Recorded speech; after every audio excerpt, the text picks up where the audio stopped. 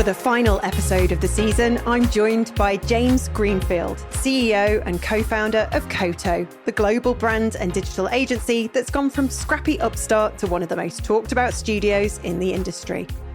Over the past decade, Koto has grown to a team of 125 across 5 cities: Berlin, London, LA, New York and Sydney, working with some of the world's biggest brands from Google and Uber to Amazon. But as James shares, the journey hasn't always been smooth sailing.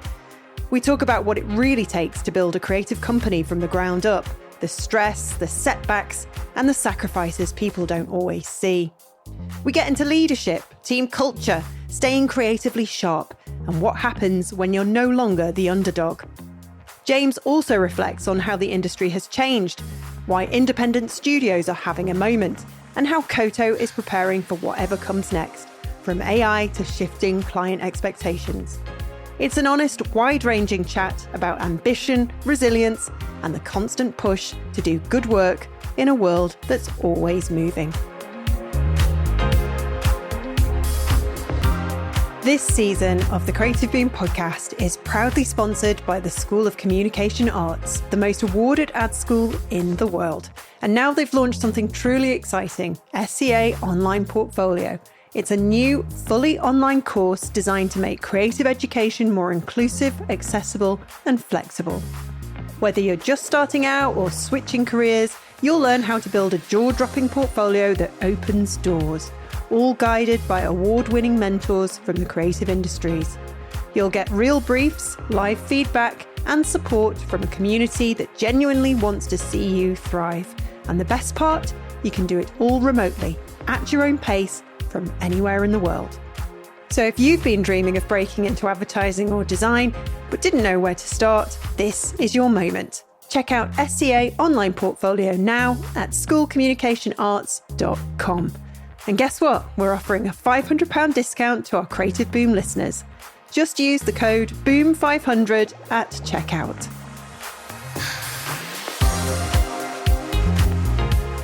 You're the last of the season, James, so I feel very honoured to be joined with you today. Thanks for coming on the Creative Boom podcast.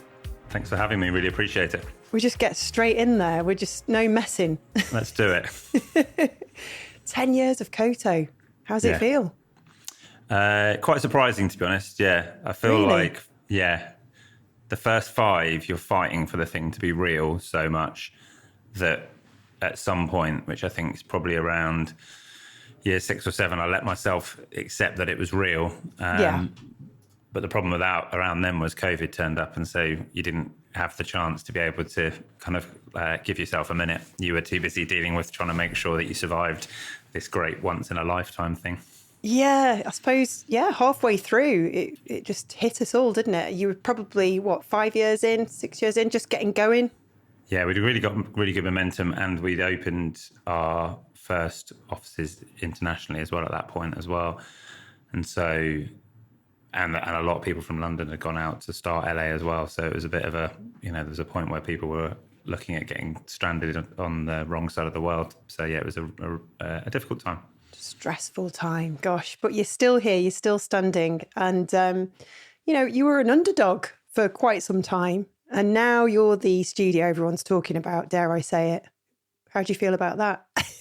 I think it's easier to be an underdog. And if anything, actually, I think I've felt losing our underdog status has been a bit of a tricky thing for us, because everyone likes to be a challenger brand. We talk about challenger brands all the time and, punching above your weight. And, in the grand scheme of things, there's networks out there that have got 50, 60, 70, 80,000 employees. And so the 125 of us is a much smaller than that. And, and we lose to much bigger organizations all the time when it comes to potential projects and relationships and etc. But I don't think we can claim underdog status anymore. And so it's part of growing up. It's part about understanding it. Part of, you've just got to be really realistic about where you are. The funny thing is that we do still get people walk through the door that think we're 10 people and this small little agency. And so I think that will take a while for that to really go away, that kind of legacy piece.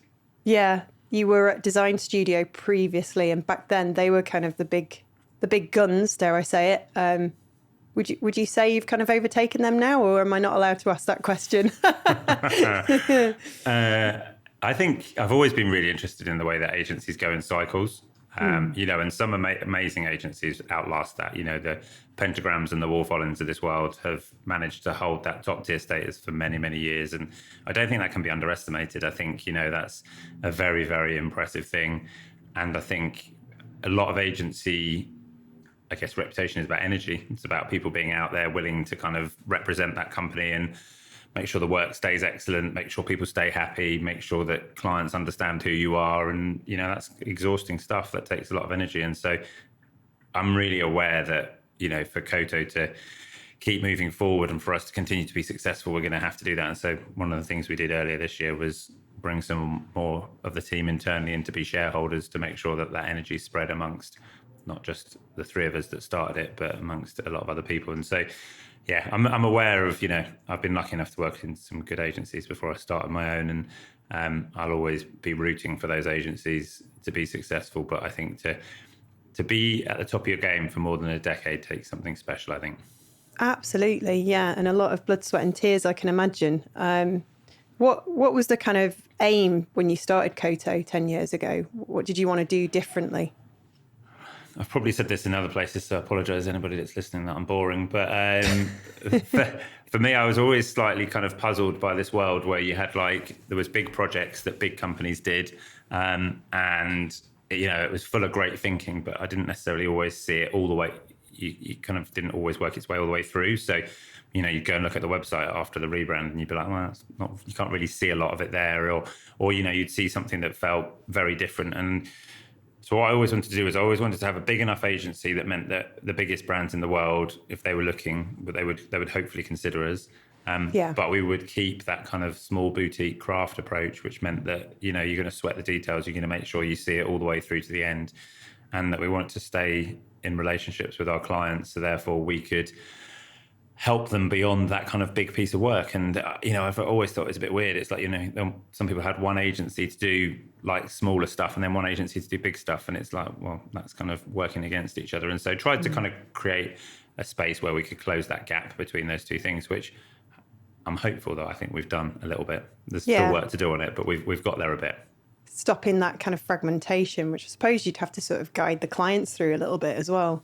Yeah, totally. I think, sometimes I think as agencies, we expect clients to completely understand how to hire us, how to brief us, how to work with us, etc.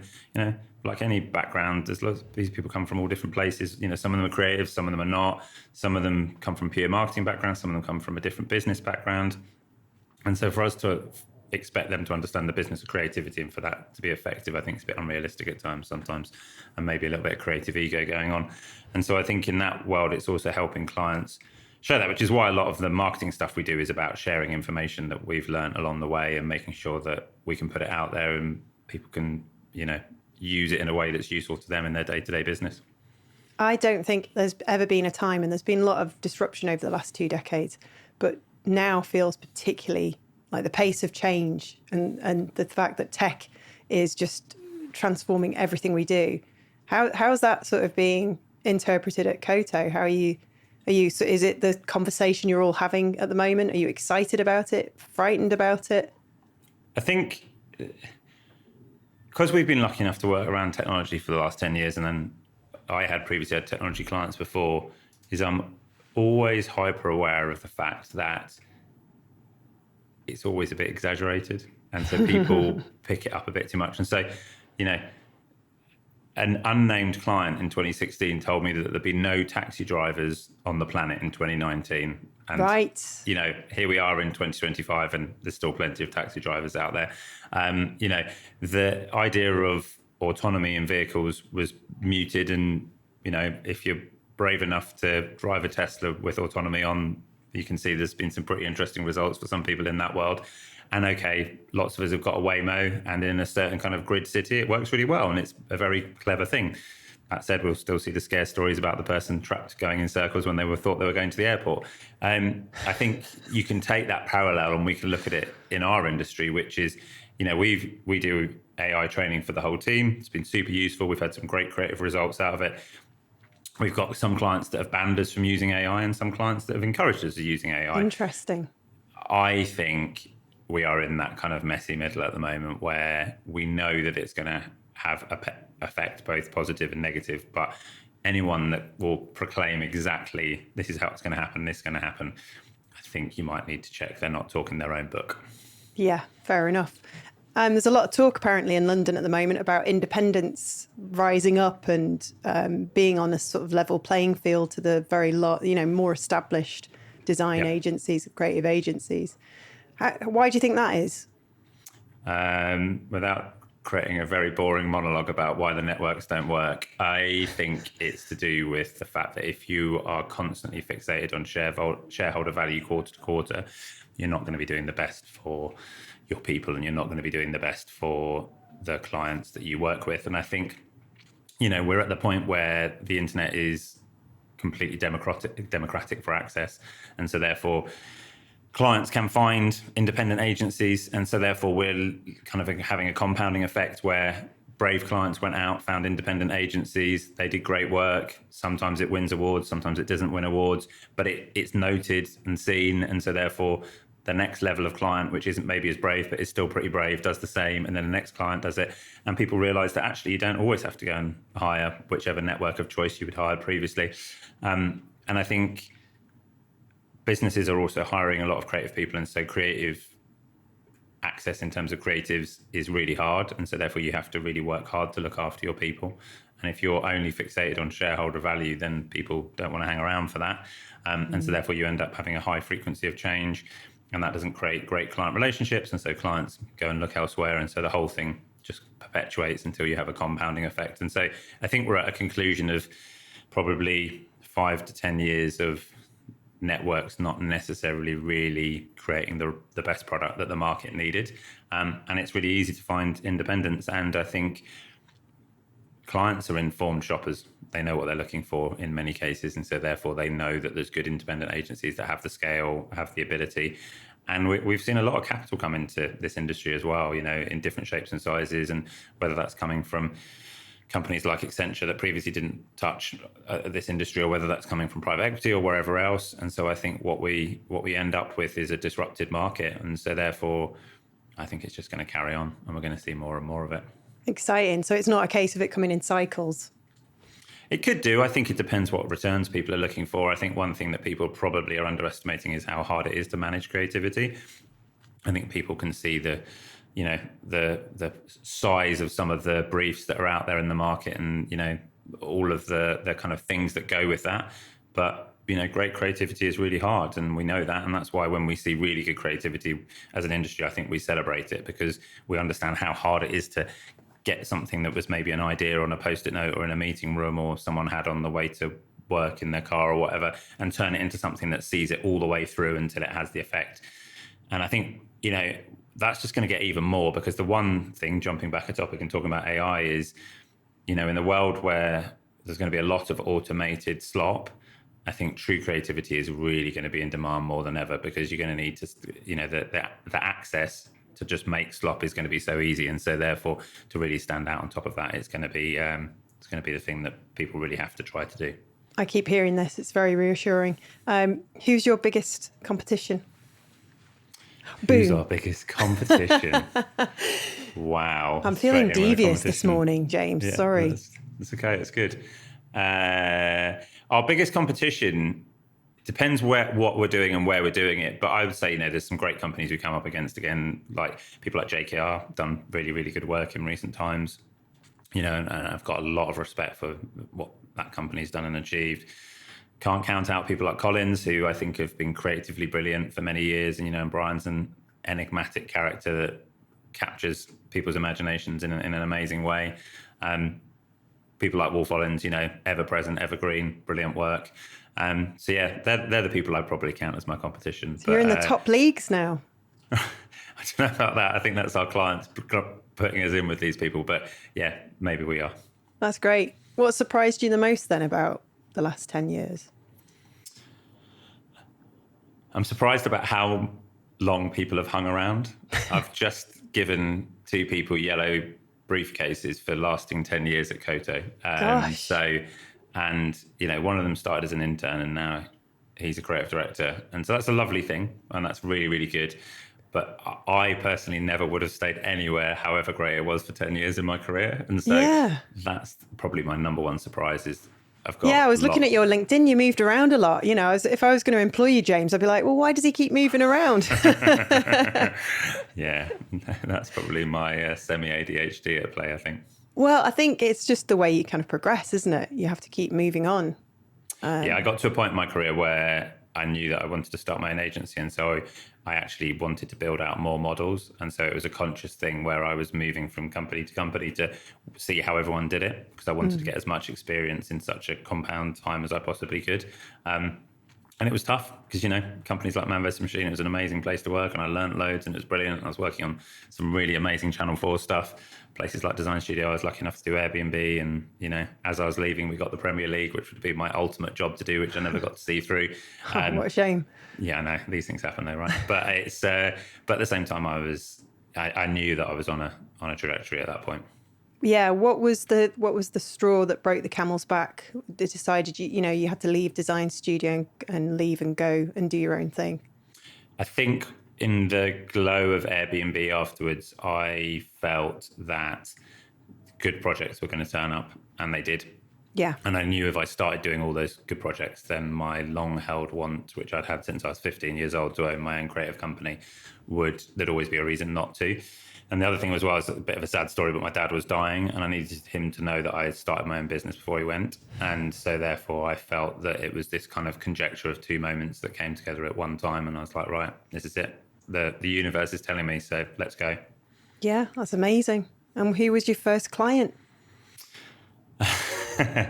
Oh, well, we did some very, very funny stuff at the beginning. But, we were also really lucky. There was a media company called City Outdoor who gave us a very small budget, which was fine because they were a startup, to do an identity for them. We did some work for a body-worn camera, which is kind of all in the security space. At that beginning, it was literally absolutely anything. But I think the first client that really kind of started to get us going as we worked with a New Zealand company called Empathy, which was a design thinking company. And they were incredibly helpful to kind of like give us a good check and get us started. Apart from obviously being very, intelligent, charming and talented. Oh, God. What was the secret? I mean, how do you think you've made Koto so successful? Is it about leadership? Is it about the people? I think it's a combination of a number of factors. Number one, it's not me, it's the team. And I think I've always been really aware that the best work was always made by a team. And I think as an industry, we've been very, very guilty for too long of thinking that this one person made this whole thing. And, it's this kind of fetishization of design history, I think, that's responsible, which is we think that architects, we go, oh, that building was made by this architect. And it's like, we all know that anyone's got any mates that work in architecture is definitely not one person that's making a whole building. Exactly. And I think there's certain things like, famous artists or furniture designers or whatever who probably did do the majority of something, but there's still somebody that had to put that into production and, all those things. And I think our bit of the creative world is no different, and so therefore from the beginning, creating a good team environment's always been really, really important, and understanding what people need. I've worked at amazingly creative companies, but the culture sucked. And I felt like it was such a limiting factor, because what it meant was people didn't want to be there, and because people didn't want to be there, then the work didn't perpetuate. And, and so therefore you have to create that great environment. I think the second thing is don't take it too seriously. I think, I've worked in some really stressful environments as well, where we made great work, but it felt like you were walking on eggshells and people would lose their temper. And it's just, you just can't take it that seriously. It's just not that important. The work, I've always been a great believer that if I'm going to turn up at work on a Monday morning, I want to be making the best stuff possible. But at the same time, I want to enjoy doing it and not be falling out with people. So been very few fallout moments at Koto ever, just because it just really, really isn't worth it. What fallout moments have you had? Come on. What fallout moments have we had? I think I've raised my voice 3 times in 10 years. So I'll take that. I think that's well within tolerance. Yeah, I think that's good. Good to sort of, be honest. Was it because somebody didn't bring you the right kind of flavoured bagel for lunch, or? No, it's normally where what we've let happen is our clients have lost their temper or got really stressed, and so therefore they transfer it to you in some kind of energy transfer way, and then it lets you affect you for like a brief undue moment. So, that's human. Everyone has their failings. These things happen. It is always a really interesting thing, which is, I have found the more and more I've done this, I'm actually part therapist. Yeah. Well, I was looking at your LinkedIn, I was stalking you, and I was looking at what people wrote about you, and they said one of your strengths is your leadership, your management skills. You're good with people. So I suppose that helps. That's a start. Yeah, you have to be. I was lucky. I was born an empath, and so therefore I have the ability to kind of understand what people are thinking, and I can read them pretty well. I'm also massively dyslexic, and that just gives me an extra insight for whatever reason, just the way I'm made, unfortunately. So you're very involved then. You kind of like know what's going on the floor. If somebody's like, I don't know, the personal stuff always comes in, doesn't it? Somebody's just split up with someone, or somebody's had a really bad sort of time with family, and you kind of like very hands-on, like part of the team, or are you always sort of in meeting rooms locked away?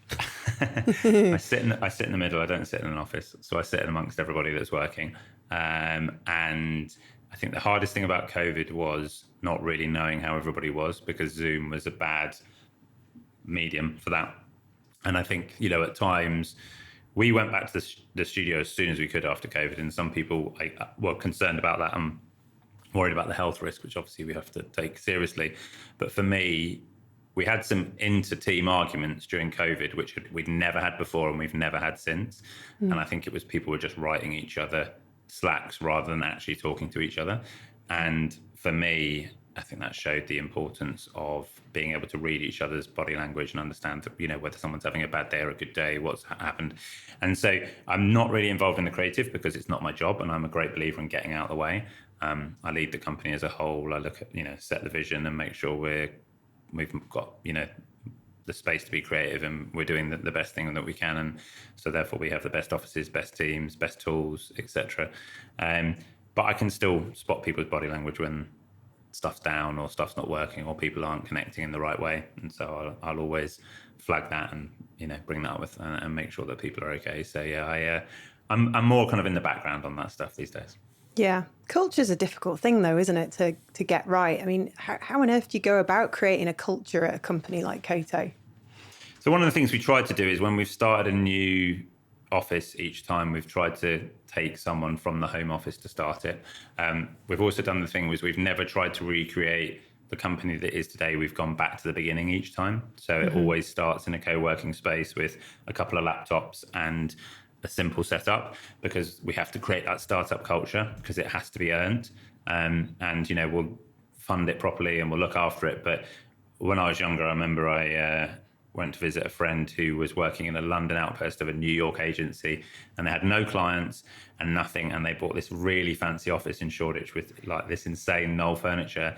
And I remember saying to my friend, I was like, this isn't going to work. And he's like, why is it not going to work? And I was like, it's just too comfortable. There's no grit here. There's no fight. No one's trying to make something real. It's real already. And so therefore it will ultimately fail. And it closed a few years later. But, and so I think that's, to me, has always been really key on that front. And so therefore, I have to go to all the offices all the time, which, heavy travel schedule. But if I go and sit in any of the offices, I always feel like it's 50% Koto, 50% the city. And so, Berlin has its quirks, which is very Berlin, and New York has its quirks. And, LA, there's a garage door and it's open and there's about 25 dogs running in and out. But it still feels like it's the same company. And we've worked really hard to try and create that and make that environment, make space for creativity is our mission at Koto. And it's really important that that comes through in a cultural way. Do you still sort of retain some of that startup mentality now, even 10 years on? Yeah, you have to. I've been lucky enough to work around some amazing startup founders. People like Brian Chesky from Airbnb, his energy is insane. And so therefore you can't help having been around that enough to know that the power that can have, and that can, in his case, he's made an amazing company. And a lot of that is down to his personal energy and what he brings into a room. So one of my rules is whatever's going on in my personal life is I leave it at the gate every morning, and I always try and come in with my best self. Brilliant. What would you say then was your sort of worst year? First year of COVID basically was the toughest year I think we had the whole way through, just because for me personally, I really missed the people connection. I was like stuck in my loft room, and It's horrible, wasn't it? horrible, yeah. And I just had my first child, which was amazing, so I got to spend a lot of time with him. But I was in recovery for cancer, which has also sucked a bit. And I just felt that on a Friday when I closed the laptop and went downstairs, it was like, this is not the life that I signed up for. I don't want this. Thanks very much. You're obviously recovered now, better now. Yeah, all good now. Thank you. Koto and family being a kind of driver of, part of that kind of recovery, I guess. Yeah, definitely. Yeah, always believe you've just got to get out there and get back on with stuff, fight for it. Crack on. And therefore, what was being your best year in the last 10 years? I think 2024 was pretty good. We won Amazon Refresh, which, rebranding Amazon's one of the biggest things that you can do as a company. And I was lucky enough to go to all our studios that year, including our studio in Sydney. And what I found in all, because I always try to go out for a team meal in every studio I go to, was just brilliant people that I was so happy to be around in every case. And so therefore, to me, I was like, it feels like we've really got somewhere here. Yeah, it's a pinch me moment, isn't it? Because you've worked really hard. You don't just get to this level without sacrifice. Yeah. So I bet it was like, a little pinch me moment for you. Yeah. I know Heathrow Airport far too well. That's the one downside, and I'm a father of 2 young boys, and that is the downside of it is I have to leave them a lot. But, all those red trousers in Heathrow. It's not the number one thing I'm looking at in Heathrow. It's more. It's always my observation, being a northerner. Like, blimey, so many red trousers. What's that all about? My main thing is how I can get through security as quick as possible without getting stuck behind somebody who's acting like they've never been through the security line before. Gosh, don't. Have you got are you very meticulous with your packing? Do you always just take hand luggage? No, it depends where I'm going, but I've got my way to get through it as quickly as possible and try and escape it and try and find a quiet corner to get myself away. I'm always in the queue, taking the belt off, putting it over the shoulder, just the watch, the phone, whatever. Yeah, for me, it's the classic of someone's bag goes through and then it's oh, you've got 4 bottles of water. And it's like, yeah, here we go. Oh, my goodness. It's so frustrating. They've made travel completely miserable, haven't they? Unless you're going long haul and you can do first class. Have you sort of changed your philosophy on design over the last 10 years? Has anything changed in your opinion? Yeah, I feel like I probably used to take it a bit more seriously than I did now. And I would probably, I think, slightly over-exaggerated its role in the world. And, it's easy to make yourself the main character, isn't it? When you're younger, I guess. Yeah, whereas now I think I still love it. It still has an amazing power, and I think it's absolutely vital. And I think there's many companies that have shown that if you make it a central tenet of what you're delivering, then you can be very, very successful. But I think thinking about how it exists with many other factors shows that it's one part of many things. And I think maybe previously I used to think it was maybe a little bit more up that ladder than maybe it is. Yeah. How you said before, people tend to exaggerate things when they come along and, you just wait in 5 years' time. They were saying about the pandemic being the great reset. Was there a great reset for you, or was it just a case of, oh, no, I'm just really glad we're all back together again and let's crack on? We had a moment where I think everyone was wondering on that front, and I really held the line on us as a 4-1 company. And it was very interesting for me because I remember in the kind of 6 months to 12 months afterwards, where we were still in that kind of on-off world of kind of post-COVID, where we weren't even allowed to call it post-COVID because no one knew whether it was post-COVID or not. There was the, are we going to all be remote and work in huts in the Himalayas and we can work anywhere we want or whatever. And I was completely evangelically about, no, we're all going to be back together because that is the best way to work.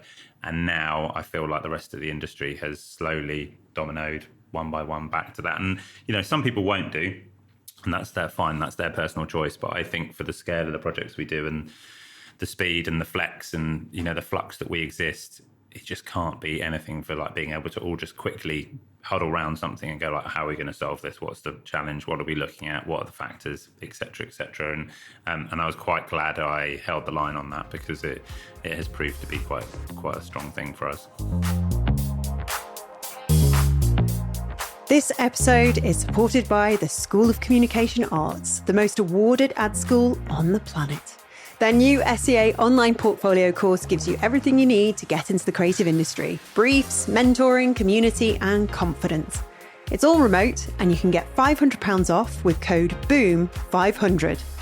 To show what's possible, we spoke to Gigi Rice, now a senior creative working across NYC and London, winner of the Gold Cannes Young Lions Award, and a playwright whose work has appeared at Edinburgh Fringe. We asked, what's the biggest mindset shift you had while at SCA? Discipline. I did not have any before the SCA. I was a person, and I think potentially due to some ADHD things, I winged everything in life. You know, I would just kind of turn up and do it. And as long as I passed, that was enough for me, because I wasn't doing things that I really cared about, especially not in those kind of formal education settings. And I'd never put in enough effort to truly see what I was capable of. But obviously that completely changed at the SCA. I mean, it's so full on that there is nowhere to escape from the work or not do the work or like swindle your way around the work. And I think for me, actually, it was Mark that played a huge role in like developing and like getting me to even try out like being disciplined. I think when you get accepted to the SCA, you're like, oh gosh, wow, Mark believes in me, which is, you know, why he's let me in. He's seen something in me, and I wanted what he'd seen to be true. And I didn't want to let him down. And then once you start kind of like putting the wheels in motion, it actually became about not letting myself down from where I'd worked so hard to get to. But Mark, I think, was definitely the catalyst for starting that discipline.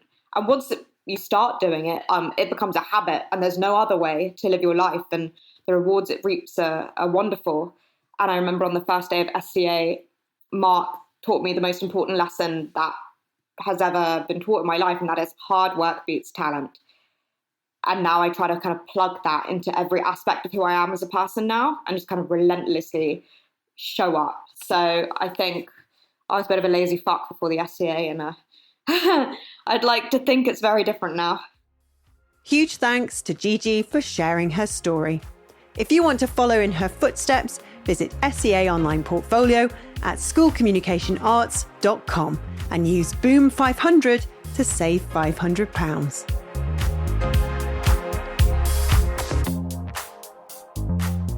So much has changed in a decade. I mean, social media, when you first started, was like a powerhouse. It's sort of changed and shifted. How do you feel about that now? You still on Twitter?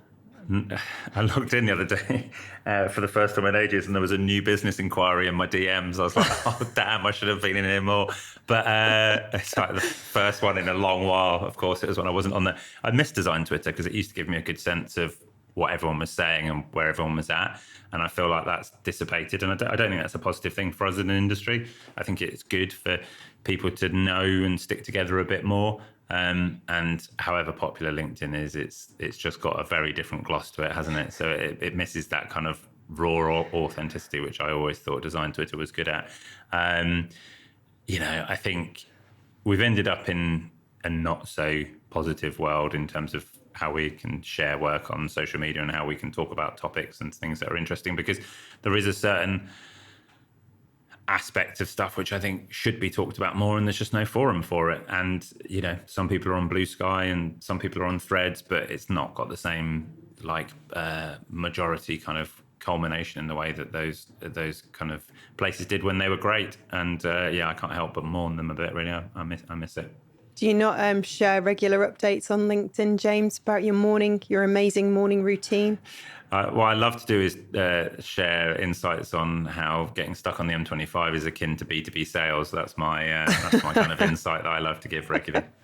You tripped up over something and it opened your eyes to something new. Yeah. LinkedIn's got its own vibe, and I think. Do you think there's like digital fatigue from people at the moment? Are they all just a bit oh God, not another social media network and not another thing online. Is that, are you sort of recognizing people are wanting to go and run in the sort of green grass again? I think the trouble is we ended up in a situation where everybody wanted to be the broadcaster, and not everyone can be the broadcaster. You know that. You're the broadcaster right now. And I think we've just got too much.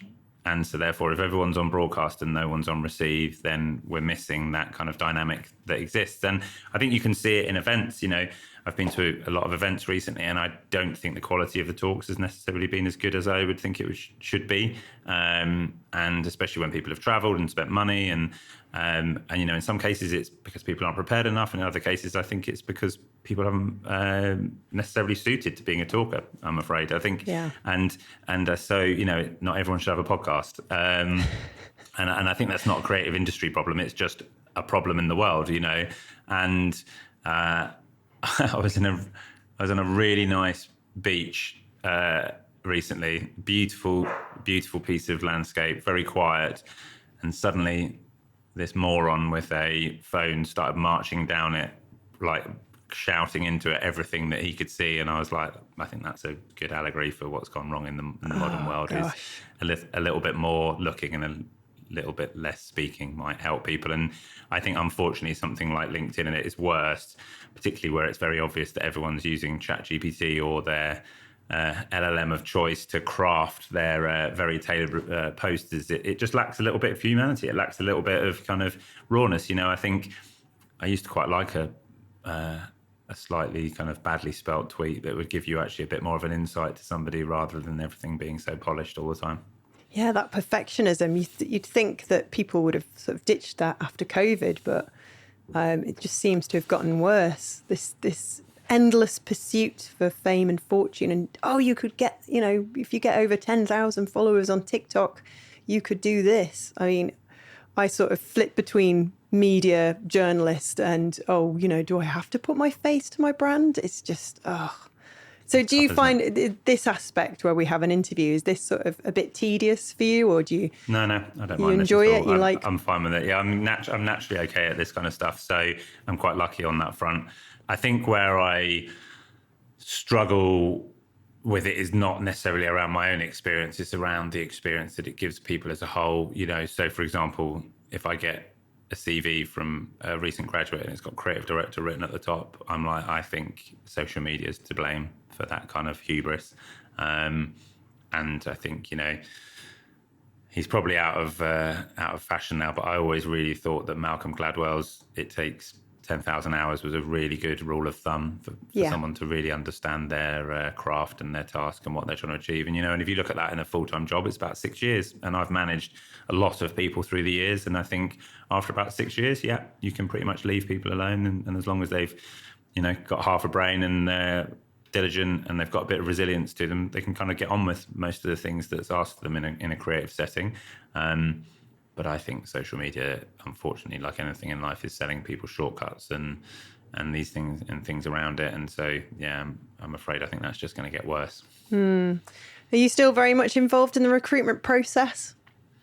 I built a tiering system out of the business a few years ago. And so therefore, what it means is that people that have been here for many years, or even newer people who've got a large amount of responsibility, I just get out of the way and let them get on with it.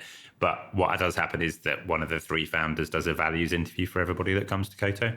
And that's kind of typically the last thing. And that's to make sure that they understand our values and are going to understand living up to it. And I think one of the most important things on that front for us is to use a sporting analogy, is we're not really interested in kind of selfish maverick players. We want people that are going to come in and understand they have a responsibility to their teammates. And a lot of people have been here for a lot of time, and we do things a certain way because it's worked the best way in a team environment. And so therefore we want people to respect that. And so that's where the values interview comes in. Make sure that they get that side of the gig, really. Are you saying you're the Ted Lasso of the design industry?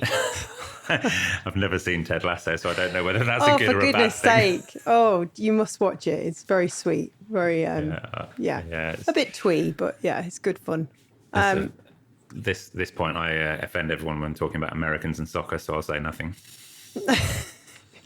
So are there any past projects that you look at now and you think, oh, God, we'd do that differently now? Yeah, there's a few things along the way. Yeah, comes with the territory. Totally comes with the territory. And also as well, like any creative, I'm constantly like look at that and go, well, that could be better and that could be better. But there's also some stuff we do that I'm still really fond of. The funny thing that I always find is that and this is kind of the absolute classic thing, there's a couple of brands that we've ended up becoming customers of ourselves. And so we interact with their products very regularly.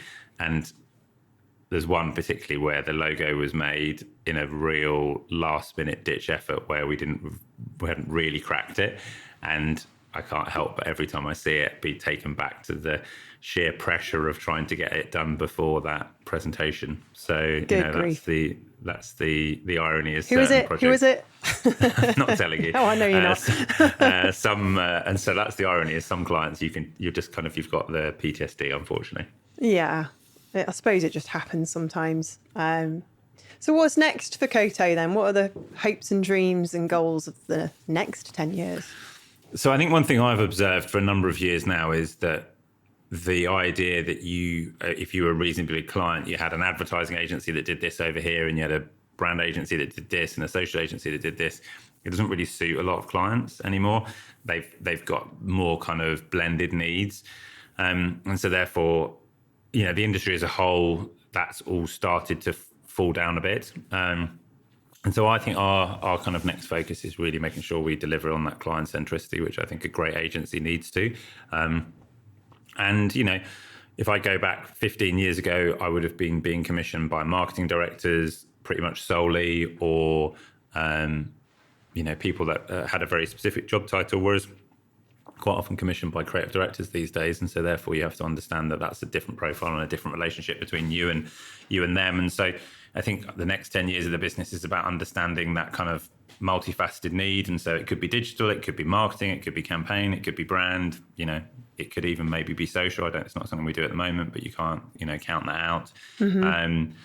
And you need to be able to do stuff quickly sometimes, and other times, spend a long time of it. Sometimes you're working hand to hand in collaboration. Other times people you're working with want to be the audience and they don't have that background. I think it's really important for us that we don't just have this is the way that we do things and it's kind of slightly inflexible, which I think a lot of creatives can be, you have to buy me. And so Koto is all about making sure that we are as client-centric as we can be, and we can deliver that across businesses of all shapes and scales and sizes. The other thing is, we're really, at one point, ended up doing quite a lot of tech work, and that's just a kind of result of being successful in those kind of areas. But I think, as somebody much smarter than me said, everything's a tech company these days, and so we've started to heavily diversify away from that, and that will continue as we go into the next 10 years. Might open some more offices somewhere. Don't know. See, we've got 5. Will you be acquiring any kind of specialist studios and agencies to sort of build on your offering? Yeah, maybe. Yeah. Yeah. I might have touched on something there. Okay, that's interesting. Okay, I'll move swiftly on. If somebody wanted to open a studio now, if they wanted to follow it, if they were inspired by you and your team at Koto, what would you sort of advise they do to open a studio in this current climate? I think the biggest mistake, I get asked all the time by people, like there's not a day goes by where I don't get a DM on a platform or an email saying, I've started an agency, can you help me? Oh, God. And I would love to help all these people because, I quite enjoy helping people. But it's got to the point where I have to say to almost everybody, I'm sorry, I just can't do this. It's like, if I did it, all I would do all day, every day is just do that. Yeah, same but actually. The number one challenge I see is somebody is a great designer or a great creative or whatever, and that's why they start their business, because they think they are just going to do that all day long. Mm-hmm. If you love that more than anything, that is the complete opposite wrong thing to do, because you are much more likely to just do that working for someone else. And that is the number one challenge I see, I describe it as the recycling problem, which is when I first started Koto with my 2 business partners, the number of times our flow would be broken when we were trying to do something creative by the most mundane thing in the world that needed to be done, which was the recycling needs to go out because it gets collected at 4 p.m. on a Wednesday, or the dishwasher's broken, or you need to do these things. And you just have to do all these things. And, if you're coming from a bigger agency environment, which I was before I started Koto, you forget how lucky you are, and all these things are invisibly done for you every day. And, you know, the number of times somebody would hand me an empty milk carton and go, we're out of milk. And you'd go, oh, yeah, it's my responsibility to go and buy some milk. I'm going to go and buy some milk. Yeah. And I think that is my number one piece of advice, which is the recycling problem happens every day, all day. And you have to know that that is your job now. And so therefore what you need is an inordinate amount of energy. And I think so many agencies fail because that uncomfortable truth is too much for them to be able to deal with, you know, and they think that they'll just do great creative and that's great and they can build some good, strong client relationships, but you have to become like a one team new business machine as well. You have to go and meet people constantly. You have to go to networking events. None of us love turning up at a networking event, picking up the badge, putting it on your front and walking into a room of no one you meet. It is, I'm sure some sociopaths probably love it, but I hate it. And you've got to do that. That is the uncomfortable truth. If you want to start your own agency, you've got to be able to go and do things like that. And so to me, that would be my number one piece of advice is understand that the doing your own work in your own way is not what you're going to be doing. Yeah. Do you think part of the ambition is that London is very ambitious? There's a drive there and the ego probably takes over sometimes and you want to sort of be behind the biggest design studio in the world and achieve, that rush. Is this about me personally or possibly, people generally? Could be. Could be. I told you, I'm in a devious mood. I am naturally competitive as a person. And so therefore, it was my son's 6th birthday at the weekend and we had a football party for him and a lot of his friends. And there was a parents versus kids game of football. And I had to stop myself just constantly scoring goals because that's just naturally who I am. And so therefore, I think for me personally, I don't have megalomaniacs, but kind of feeling, but I do want to be successful and do well. And my number one thing I hate is there's an opportunity for someone to be really, really creative and then it comes out in the world and it's been utterly squandered. And so therefore that's where my competition comes, which is if big companies or great companies are going to ask people to refresh them, realign them, do this amazing piece of work, it has to be good, because if it's not good, I'll get very, very annoyed about it. So it feels to me like an absolute waste of everyone's time, because otherwise what happens is, you know, I live in a big metropolitan area at the moment. I get up in the morning, I pick my phone up, I read the news or I go to the gym and then I get on a train or I cycle to work, and all the way through I'm seeing a ton of media and adverts and 95% of it is utter trash. And I don't want to be responsible for putting more trash out in the world. I want to like see people's time be used appropriately. And so that's the thing that really, really gets my goat, is how rubbish most of it is. And with that in mind, what's your biggest fear, James? That we let it go to, like, we just get too comfortable and then we let the standards fall. And you don't notice it. And so like one day in 12 months time, you look at something and you go like, oh, and you weren't harsh enough with yourself that you go like, and so, you know, including freelancers, I think there's 186 people that work at Koto today. And Joey, my business partner, will look at every piece of work this week that's been made by the whole company. Good grief. That's a lot of work. Yeah. Is this part of the midlife crisis or? No, that's just it's got to be good. Got to be good, otherwise don't bother. Has that hit set in yet? Are you like me thinking, God, we're 3-4 years off 50? Shit. Yeah, there's a bit of midlife crisis going on that front, but yeah, it's that was probably a bit more about like looking at ultra marathons on the internet and thinking, should I do that, rather than anything to do with work. That's the thing, isn't it? We're at that age where we're really starting to think about our health and like, oh, okay, yeah. maybe those after work beers on a Friday are probably not a good idea anymore. I've still got it. I can run 100 miles. All right, okay, fine. I had a back injury last year. You know, I'm back on my bike. I did 40 miles at the last weekend, whenever it was. Just to be clear, I can't run 100 miles. All right, okay. But I look at the internet and go, yeah, I could do that if I wanted to. Yeah. Maybe that's the next personal goal. Yeah, maybe it is. Well, thank you so much, James. This has been absolutely fantastic. Really best of wishes and good luck for the next decade of Koto. Brilliant. Thanks for having me on. Really enjoyed it. A big thank you to our guest, James Greenfield of Koto.